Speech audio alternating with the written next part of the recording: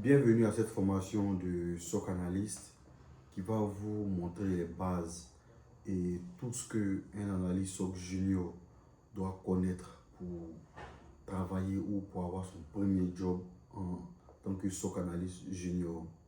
Donc, cette formation-là, elle vise à vous aider à avoir les bases, comme je l'ai dit en haut. Donc, elle sera divisée en plusieurs étapes. Excusez-moi, je ne me sens pas trop bien. Cette formation sera divisée en plusieurs étapes et on va essayer de progresser ensemble dans ce laboratoire. Ne voyez pas ça comme une formation, mais voyez-la plutôt comme un projet que chacun de vous va participer à élaborer et à faire évoluer. Donc cette première vidéo que vous êtes en train de voir, c'est l'installation des outils qui vont nous servir au sein de cette formation.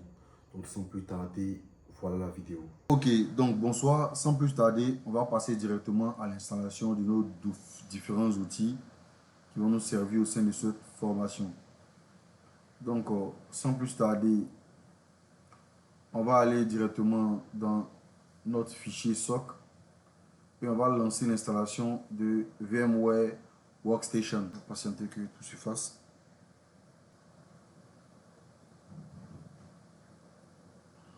On accepte les conditions, on clique sur Next, Next, suivant, installe. Là, on va patienter que l'installation se fasse. Donc, après avoir fini l'installation de notre VMware qui s'affiche ici, Linux que je vais supprimer, je vais cliquer sur celui-là. Je vais utiliser WinRAR Extract File SOC.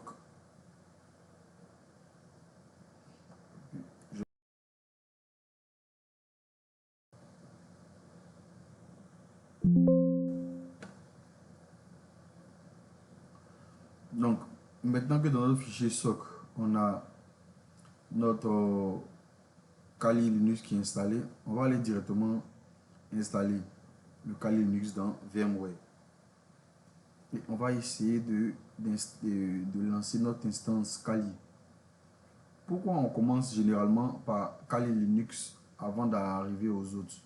Parce que Kali Linux va nous servir de prendre contrôle à distance via SSH de nos différentes machines pour lancer des attaques ou prendre le contrôle de nos différents serveurs. Voilà. Donc, voilà pourquoi c'est intéressant de d'installer Kali Linux avant.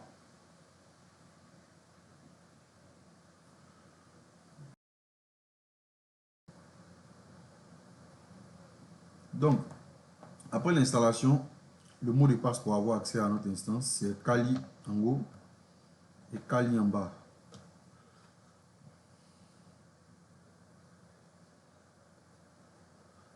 Donc, comme vous pouvez le constater, notre Kali Linux est installé. Ok, donc après l'installation de notre machine en Linux, il faut bien qu'on ait une machine en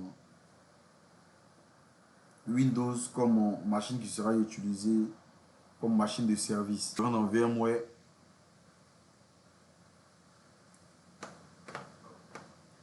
on vient sur Home, on fait Create new Virtual Machine. On fait Typical, on choisit le troisième. I will install the operating system later.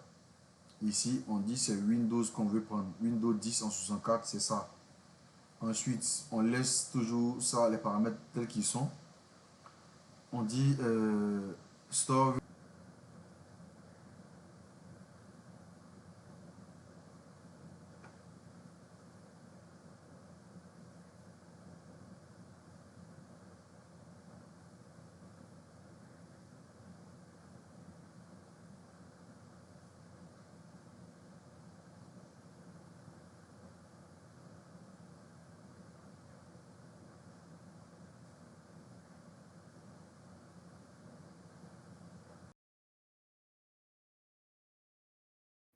Donc là, il faut faire très attention. Il faut mettre la souris sur l'écran noir, cliquer là-dessus et appuyer automatiquement, entrer très vite. Sinon, tu risques de rater. Quand ça sera fait, tu vas recevoir le petit écran animation de Windows qui va te montrer que ça a réussi. Si tu échoues, tu devras répondre jusqu'à ce que tu réussisses. Attention, si tu n'as pas un clavier QWERTY et que tu as un clavier AZI, cette manipulation-là, ça ne te concerne pas. Donc, il faut avancer. Si tu as un clavier QWERTY, il va te falloir choisir anglais ou États-Unis anglais. Voilà.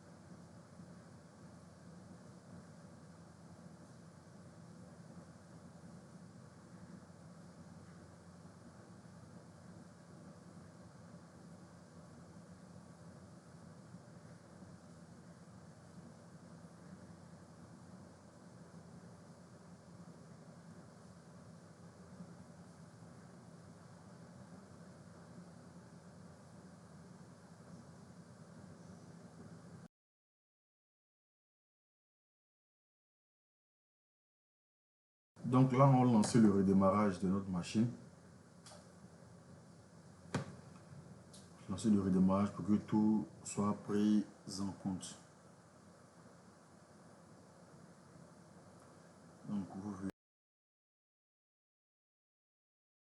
le retour. Je suis la configuration.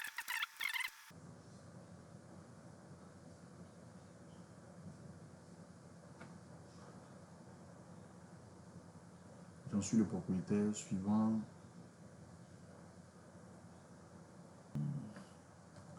Je mets par exemple PC Home. Sécurité, c'est pas compliqué. Hein. Je mets Volkov.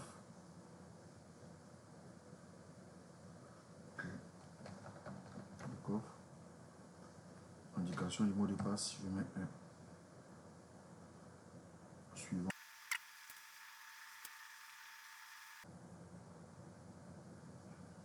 Donc, comme vous pouvez le voir, on a notre machine en Windows qui est installée et qui est fonctionnelle. Voilà, on a tout ici. Tout fonctionne de manière correcte. Donc, la prochaine étape, ça sera de tester, d'installer notre. Donc, après cette installation, on passe à l'installation de notre machine Ubuntu TLS.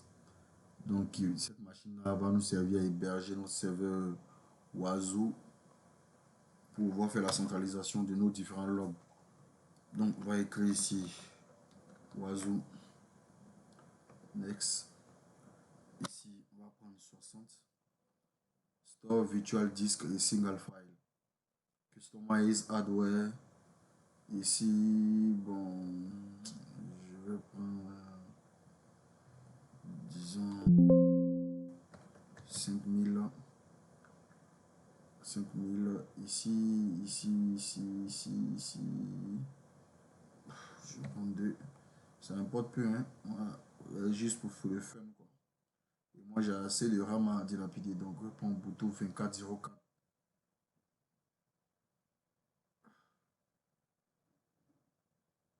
Ah, ça, c'est Ubuntu desktop. Dans le serveur, Ubuntu serveur, on ouvre, on fait close, finish. Donc tout est bien ici, hein. Voilà, on lance. Tu cliques une fois pour que la souris disparaisse et tu fais entrer.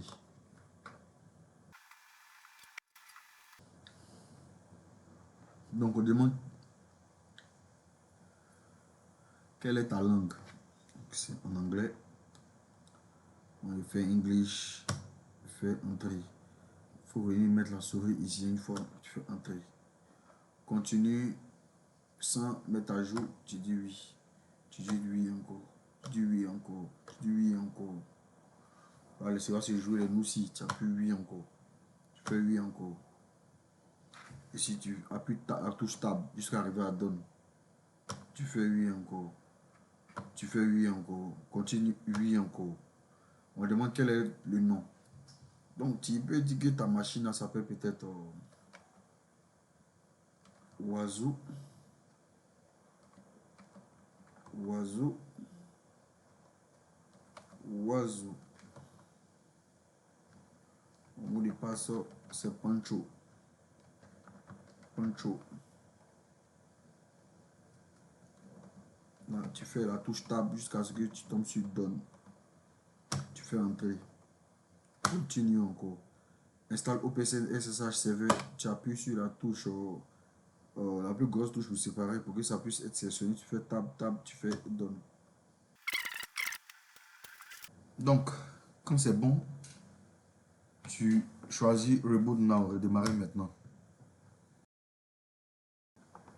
Pendant ce temps, on va démarrer notre machine en Kali Linux pour pouvoir se connecter en SSH à notre Ubuntu serveur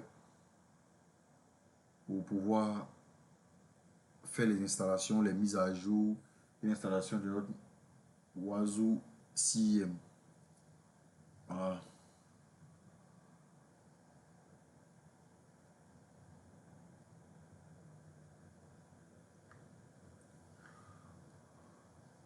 Donc tu fais entrer une fois, on va te demander quel est ton login.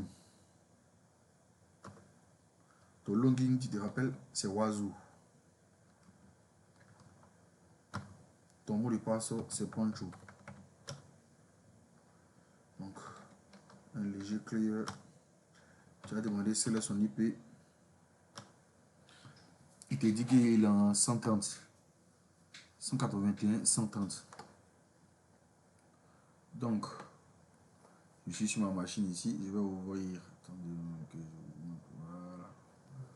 Donc, comme c'est fait, on va ouvrir notre commande ici. Pour pouvoir prendre accès en SSH à notre serveur pour pouvoir l'administrer. Parce que c'est un peu plus compliqué d'administrer dans le noir sur la table qui est là-bas. Donc, on va utiliser ici SSH Oiseau. Notre serveur s'appelle Oiseau. Oiseau.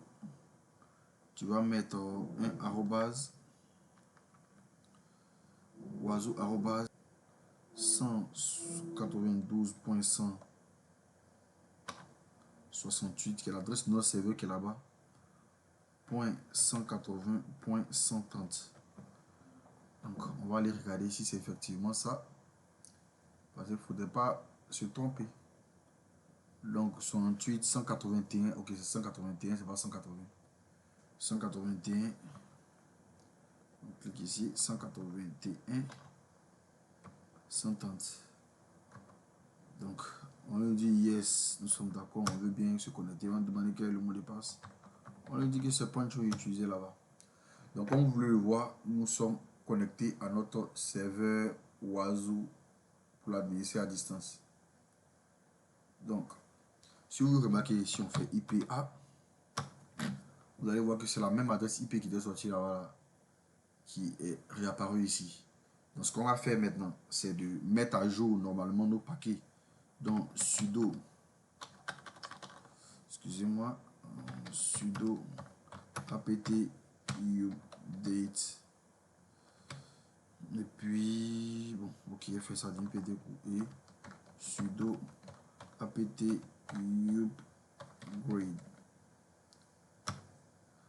Pancho. Donc, les mises à jour vont se lancer déjà. Si tu mets yes,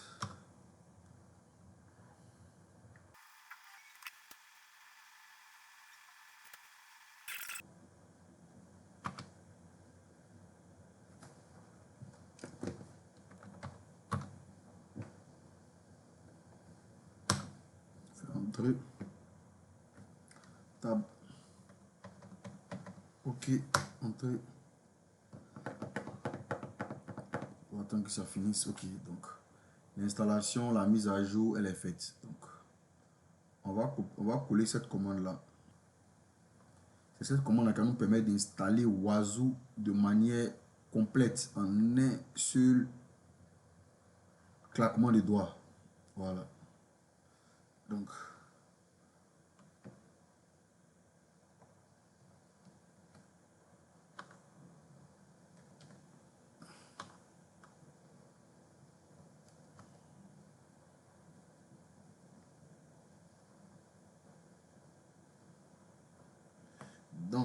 après que on a fini de coller ces commandes, on fait entrer.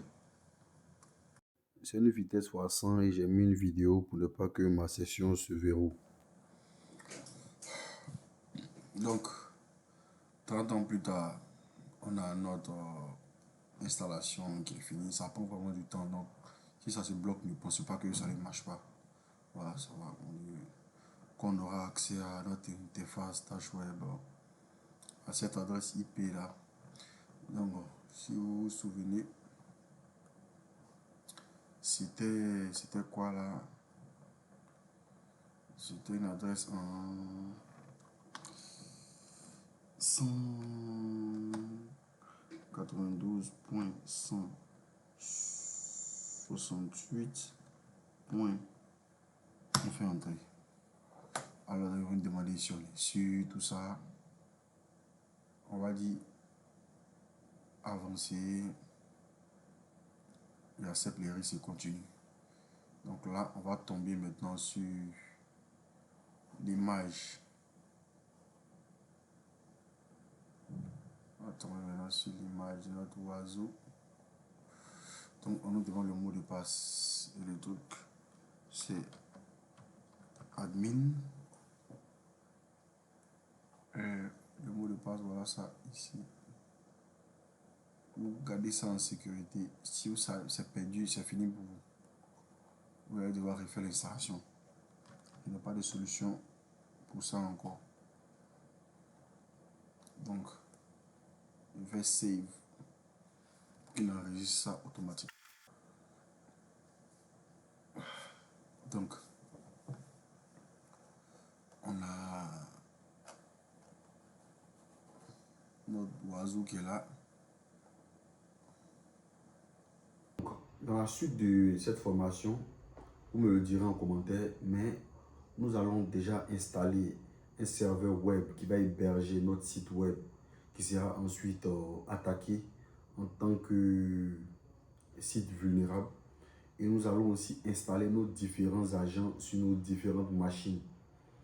Ensuite, nous allons écrire des règles de détection, essayer d'installer Sysmon, tout ça pour voir comment notre SOC va fonctionner au fur et à mesure, il sera automatisé. Donc merci et à la prochaine.